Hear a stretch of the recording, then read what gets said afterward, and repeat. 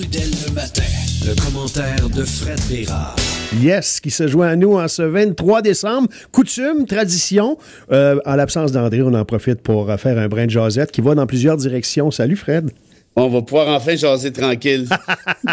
Ça voulait pas, c'était pas ça, mais bon, ça voulait peut-être un peu dire ça. Fred qui a fait allusion, parce que je porte un T-shirt des Nordiques ce matin. Il dit salut Badaboum. Ouais, c'est vrai que j'ai plus la shape à Badaboum que Joe Sakic en vieillissant, mais merci pour le compliment. C'est bien gentil. On a déjà eu la shape de Joe Sakic, toi et moi. La question demeure. Non, c'est jamais arrivé. Je m'inclus d'ailleurs, on se comprend bien. Hey, t'as partagé des photos de la bébelle que t'as achetée de Tintin. Ça, c'est le lac aux requins ou le trésor de Rackham? Non, c'est Rackham le Rouge. Rackham le Rouge, hein? Qui était un de mes favoris quand j'étais petit, l'espèce de gros requin submersible. Oui.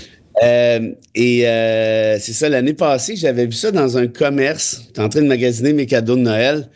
J'ai dit, voyons, ça n'a pas d'allure. Puis, tu sais, c'est immense, là, ça doit faire... tu le vois derrière, là, il fait noir un peu chez moi, là, mais il est dans la bibliothèque, ça doit faire, je sais pas, 2 pieds quelques de long, peut-être. Ouais. Puis là, je me suis dit, OK, ça, c'est la pièce de collection par excellence, mais je peux pas dépenser ça, ça n'a juste pas de bon sens. Puis, je suis retourné hier, et là, je l'ai revu. Je me suis dit, OK, il est encore là, lui. Oh, palais, ça, c'est fatigant, hein? Et ouais, puis j'ai posé la question, elle dit, c'est le dernier qu'on a au Québec, dans toutes nos succursales, puis c'est les seuls dépositaires des produits Tintin du genre. OK. Il y a une entente avec la succession d'Hergé, je sais pas quoi, là, certificat d'authenticité, machin. Puis j'ai allez-vous en avoir d'autres éventuellement? Elle a dit, ça, je sais pas. Elle dit, je crois pas, mais je suis pas sûr, je sais pas. Ça, c'est vendeur quand ils disent ça. Oh, ça, on n'est pas sûr. Écoute, mais pour te dire honnêtement, ma décision était déjà prise. OK. Puis là, écoute, je suis sorti de là ému comme un enfant de 4 ans avec ma grosse boîte. C'est lourd à part de ça, cette histoire-là. Puis là, t'as pas à le monter, il vient tout d'un bloc? Non, il fallait juste que je rentre ça sur des... OK. Le trépied, là, l'espèce... Ouais, mais le trépied pèse 1 tonne. Ouais. Et le niveau de détail là-dedans, Tintin, Milou, toute l'espèce de tableau de bord du la bande dessinée, ouais. Dans le mini-détail. Non, je te jure, c'est excessivement bien fait. Puis, c'est ça. Je suis comme un enfant, qu'est-ce que tu veux, je te dis. Oui, Fredo. Ah oui, c'est ça.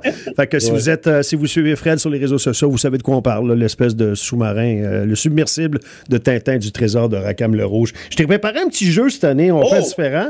Écoute, ça va être drôle, j'ai pensé à ça. J'ai dit, ça peut donner des bons moments. T'as un talent de raconteur, on va en profiter ce matin. Ce qu'on va faire, écoute, j'ai sorti des qualificatifs, j'ai 2 catégories. Il y a des qualificatifs qui viennent avec des sujets, des thèmes. Alors, je me demande tellement où tu t'en vas avec tes skis. Alors, les qualificatifs, ça peut être le plus beau, le plus grand, le plus excentrique, le plus rétrograde. Et les thèmes, ça peut aller de livres, voyages, événements sportifs, repas, virées. Bref, donc c'est toi qui choisis au hasard le qualificatif et qui choisis au hasard le thème, en y allant d'un chiffre de 1 à 10. On commence par le qualificatif. Je choisis un chiffre comme ça? De 1 à 10, s'il te plaît. 8. 8, le pire. Et ça va être jumelé à quel thème de 1 à 10? 8 aussi. Le pire... OK. la pire loi. La pire loi qui existe, selon toi. Non, ça va demander un peu de réflexion, mais t'es bon. La pire loi, écoute, j'en conteste quelques-unes devant les tribunaux, alors je vais prendre une de celles que je conteste, je présume, la loi 21. Pour moi, c'est la pire loi parce que d'exclure des gens sur la base de leur conviction, alors qu'on rate complètement la cible sur la question du prosélytisme. On est tous d'accord que les enseignants ne doivent pas faire de prosélytisme religieux, ça c'est sûr et certain. Mais la loi 21 tire à côté. On le voit dans Bedford, on le voit dans tous les cas, là, ça n'a rien à voir avec ce qu'on a essayé de faire malheureusement. Donc voilà, c'est la pire. Bon, la Cour suprême jugera. Vous voyez, c'est un jeu de rôle, hein? c'est tellement différent des autres jours. À date, non, mais ça pourrait arriver. Choisis un chiffre de 1 à 10, s'il te plaît. 3. OK, le plus grand. Jumelé à quel thème? De 1 à 10? Excuse-moi? 6? La plus grande personnalité. Albert Camus. Mais tu l'as pas rencontré. Ah, que j'ai rencontré? Non, ça venait pas, c'était pas dans la phrase, mais... Non, rencontrer Camus, ça, malheureusement, ça va être impossible. Ça va être très difficile. Mais bon, j'ai déjà expliqué, il y avait des questions d'auditeurs, pourquoi pour moi c'était le plus grand. Quelqu'un que j'ai rencontré maintenant. Ouais. Aïe, je sais bien pas, là. Quelqu'un que j'aurais rencontré. T'en as rencontré quand même quelques-uns, là. Ouais, Il n'y a pas qui t'ont vraiment ému, qui t'ont chamboulé. Hey, c'est une table, c'est comme pour moi, Ozzy Osbourne, tu sais, où je suis sorti de là comme un petit gars là, qui pleurait quasiment. Là.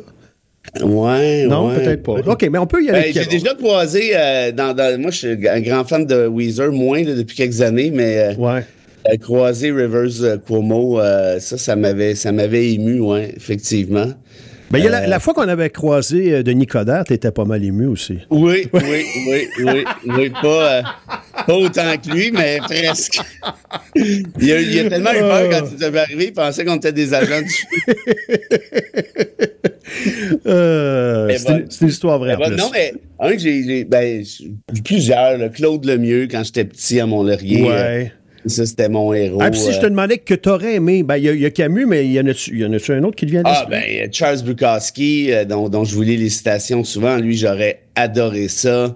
Keith Richards. Y en a-tu un que tu penses que t'aurais eu de la misère à tenir la route en termes de discussion parce que trop élevé intellectuel ou... Trouve un gars trop bright? Hein? Ouais, mettons que tu penses que lui, tu serais pas au niveau pour faire un brin de jazzette avec? Quelqu'un à part moi, mettons, là. Ouais, à part toi puis André.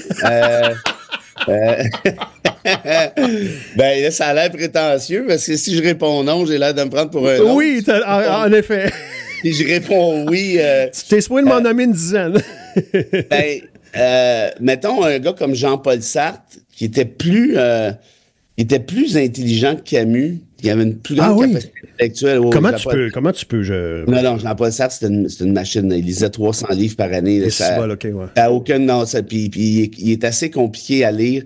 Non, c'est pas vrai. Là, tu es en train de dire que lire égale être... Non, mais c'est parce que Sartre, il pouvait lire. Il avait un gros cerveau. Il était capable d'assimiler toutes sortes de notions. Mm-hmm. Des trucs qui sortaient un peu de sa branche, si je peux dire comme ça. Je peux dire ça comme ça. Un des plus bright, c'est Martin Heidegger, qui était un des philosophes pendant cette gang-là. Mais lui, il a mal viré, il a viraillé nazi. Mais lui, c'est compliqué. Là. Ce qu'il écrit, là, Heidegger, là, c'est du bœuf. Je te dirais ça. Nietzsche est quelque chose. Je pense que je suis capable de suivre un peu, mais... C'est un peu Nietzsche. C'est un peu Nietzsche, oui. On va dire ça comme ça. Mais... C'est bon. Mais sinon, il y en a plein. Il faut qu'on continue à jouer. J'aurais adoré ça, moi, prendre un verre de vin avec Zola, évidemment, parce que lui, c'était un réaliste, un écrivain qui prenait vraiment la réalité des classes populaires françaises, des classes populaires françaises, puis il faisait des petits bijoux de romans avec ça. Victor Hugo, évidemment, tu sais, des grands humanistes, mais tu sais, quand tu parles de quotient intellectuel pour quotient intellectuel, tu sais, t'as les Heidegger, les Nietzsche, mais c'est pas eux qui m'intéressent le plus. Moi, ce qui m'intéresse le plus, c'est les humanistes. Mais Keith Richards, oui, évidemment, la vie de Keith, je veux dire, tu vois pas ça ça, c'est ça n'importe qui. Qui aimerait pas prendre une bière avec Keith Richards, tu sais, ça existe pas, mais je te dirais Zola, Victor Hugo, Camus, solide à part ça. Intéressant, un beau podium. De 1 à 10? 1. Le plus beau et le thème, 1 à 10? 7. Le plus bel événement sportif auquel tu as assisté? Oh! Là, on parle de beauté, de grandiose, de... J'ai été chanceux, moi, parce que j'ai fait vraiment beaucoup, là. Football, baseball, hockey, mais écoute, j'ai vu des finales de la Coupe cette année, mais la série mondiale cet automne, le circuit, le Grand Chelem de Freddie Freeman, le walk-off, le match est fini là-dessus. J'étais au champ droit, la balle est tombée au champ centre droit, peut-être à, 150 pieds de moi. Les gens qui ont... Le stade était survolté. Il a fait un bel hommage à Fernando Valenzuela qui venait de mourir 2-3 jours avant. Il y a un mémorial avant. Il y a une cérémonie de 30 minutes. Puis là, c'est la série mondiale, tu comprends-tu? Avec les deux meilleurs. Pour une fois, les deux meilleurs s'affrontent. Là. Oui, puis tu sais, les Yankees, les Dodgers, c'est une vieille tradition. Puis c'était le premier match en plus. C'était vraiment, tu me disais, ça aurait été mieux si ça avait été le dernier, mais dans le send où ça commençait. Puis non, mais t'es bien tombé. T'es bien tombé, honnêtement. Dodger Stadium, les palmiers, c'était magnifique. Écoute, quand le circuit, quand il a fini par frapper la balle l'autre bord, les gens sont mis à... J'ai jamais vu une ambiance comme ça. Les gens se sont mis... Tout de match, en fait, j'ai jamais vu. Habituellement, au baseball, tu vas prendre une bière, tu vas pisser, tu manques 3 lancers, c'est pas grave. Là, j'allais pisser, puis j'allais pas me chercher de bière, mais j'allais pisser vite, qui est rare dans mon cas, là. Et c'est ça, quand il y a eu le circuit, les gens sautaient dans les bras. Il y a des gens qui me sautaient dans les bras que je connaissais même pas, là. C'était fun. C'était de toute beauté. Puis 1 heure et demie après, les gens criaient encore Freddy, Freddy. Fait que tu comprends bien que je l'ai pris personnel. C'est clair. Oui, en plus. Petite pause de rien du tout. On est de retour avec le petit jeu avec Fred. Bon 23 décembre. Le matin, le commentaire de Fred Bérard. 7h52, c'est plus un petit jeu qu'un commentaire ce matin. Et bon, on fait ça le 23 décembre parce que je me trouve pas mal toujours tout seul. Depuis quelques années, c'est une tradition. Pendant que les autres sont partis dans leur famille, c'est correct, là, c'est très légitime. Fred et moi, on se tape un petit moment ensemble. Et ce matin, c'est un petit jeu. Alors, c'est des qualificatifs jumelés à des thèmes. Et c'est au hasard que ça fait. Le hasard fait les choses. Avec, un prochain numéro de 1 à 10. Fred, s'il te plaît.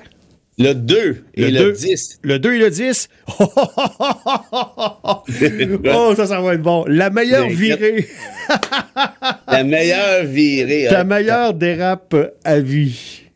La meilleure. Là, on tombe dans le personnel un peu s'il y a des choses. T'es pas obligé de tout compter. Là. Plus grand-chose à cacher à la radio en Mont-Laurier, on va dire. La meilleure virée.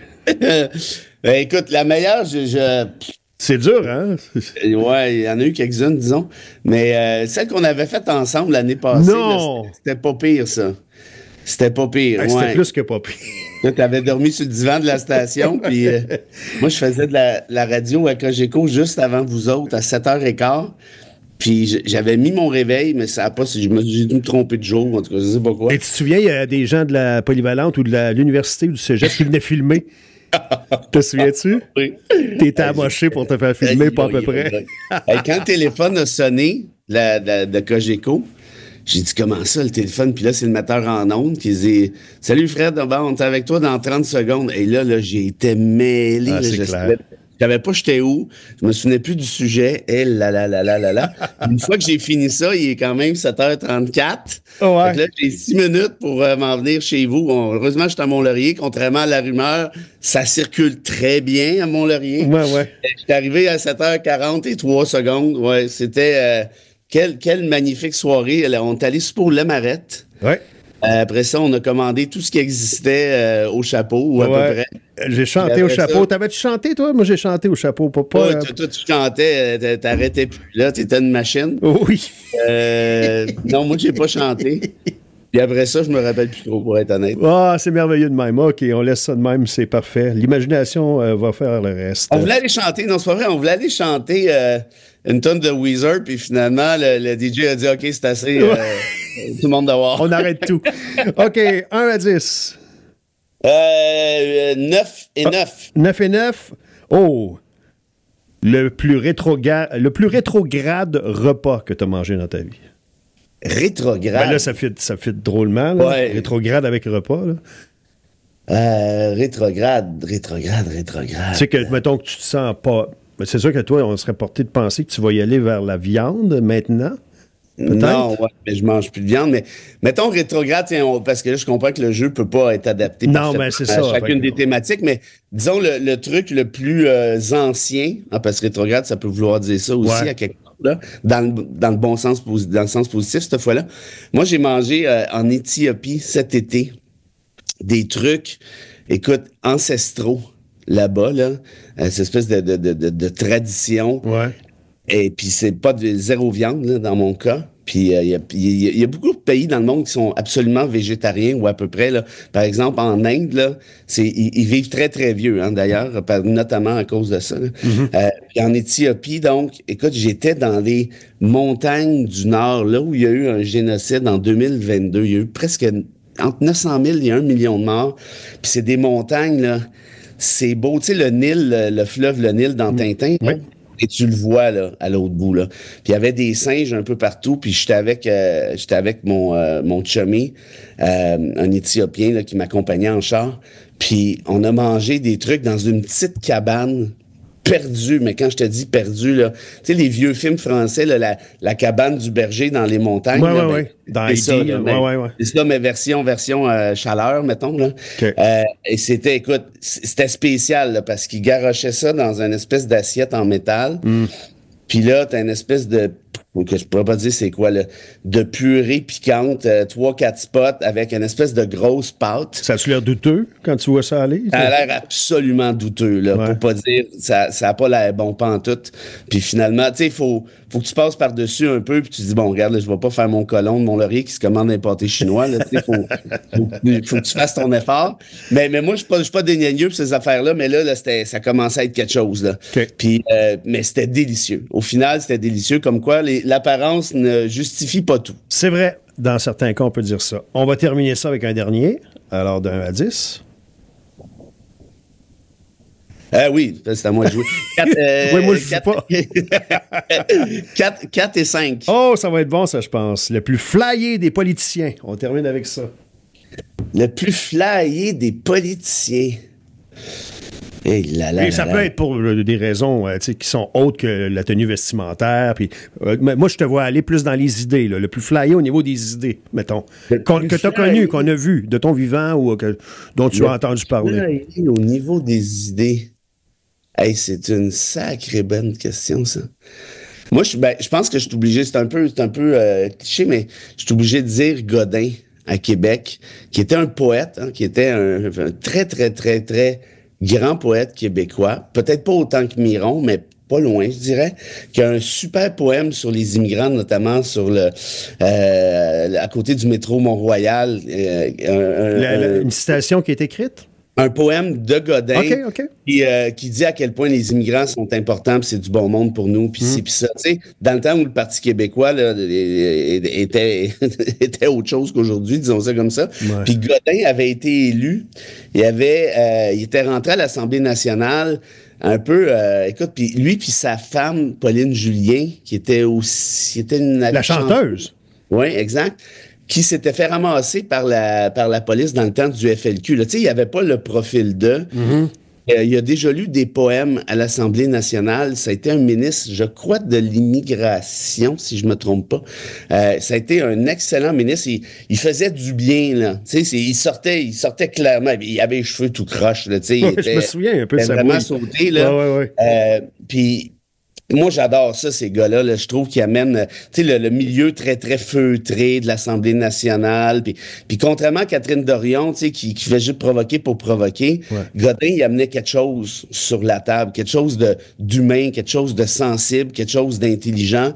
Puis c'était la voix des artistes aussi, en quelque sorte. Il était pas seul, mais c'était surtout lui. Alors, je te dirais Godin, parce que... puis t'as une petite dernière, vite. Lui, il a pas été politicien, mais ça a pas ses proches.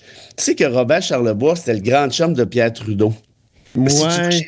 Si tu vas chez Steve Music à Montréal, là, il y a une photo des deux en train de se magasiner une guitare. C'était des chummies. Puis Charlebois, il jouait la corde nationaliste, mais il était pas souverainiste. Il était plutôt fédéraliste. En bref, c'est un chum de Trudeau à fond la caisse. Et Trudeau, qui était pas cave, tu sais, Charlebois, dans ces années 70, là, c'était Jésus, là, dans un certain Québec, là, tu sais, pour les gens et tout. Fait que Trudeau, il disait à Charlebois, il dit, Robert, quand est-ce que tu te présentes avec moi? Je vais te nommer ministre, Robert. On va avoir du fun, ça va être drôle. Puis là, tu sais, Trudeau, il disait, hey, si j'ai Charlebois, les souverainistes vont déchirer leur chemise. Oui, c'est clair. Passer pour le gars cool. Bon, bref. Puis Charlebois, il dit, t'es-tu malade? Je veux pas faire de politique. T'es-tu malade? Je me veux pas là-dedans. Tu sais, il y avait des gros pantalons éléphants, puis avec le afro dans le temps que c'était permis. Puis à un moment donné, Charlebois dit à Trudeau, il dit, bon, là, mon Trudeau, j'ai pensé à ça, puis c'est bon. Je me présente pour vous autres aux prochaines élections. Trudeau, il dit, tu me niaises-tu, là? Il dit, non, je suis sérieux. Mais il dit, à une condition. Il dit quoi? Il dit, tu me nommes ministre. Je dis, ben oui, c'est sûr que je te nomme ministre. Mais il y a une deuxième condition. Trudeau, il dit, quoi, deuxième condition? C'est moi qui choisis mon ministère. Là, Trudeau dit, ouais, attends une minute. Finance. Il dit, pour le fun, il dit, tu veux quoi comme ministère? Il dit, je veux que tu me crées un ministère sur mesure. Oh. Trudeau, il dit, ça part mal, mais vas-y, c'est quoi? je veux que tu me nommes ministre de l'imagination. C'est très bon. Hey, on a manqué ça aurait été un beau passage. Les années 70 étaient quand même intéressantes pour ça aussi. Oui. La créativité est au rendez-vous, oui. Et même des fois au Parlement. Merci, Fred. Belle saison, ça a été le fun. On a eu du fun? Oui, je pense que oui. Alors, on sera là le 6 janvier. Tu notes ça? Oui. OK. J'ai rien d'autre à faire, anyway. Appelez-moi quand vous êtes prête. Passe des belles fêtes, mon ami. Passes-tu dans le coin ou tu restes dans ton Montréal? C'est pas prévu. Je vais aller m'isoler au chalet un petit 2 semaines, me ressourcer. Mais je vous souhaite de très joyeuses fêtes à ce bel auditoire qui est vaste et généreux de ses questions. Toujours sympathique quand je vais vous voir, d'ailleurs. Puis joyeux Noël à toi aussi, mon vieil ami. Bonne année. Puis de toute façon, le 6, on repart en grande. Qu'est-ce que tu veux? On va être prête. Voilà. Et merci pour ta dispo ce matin, Fred. Lâchez pas. Salut. Joyeux Noël. Bye. Passe de belles fêtes.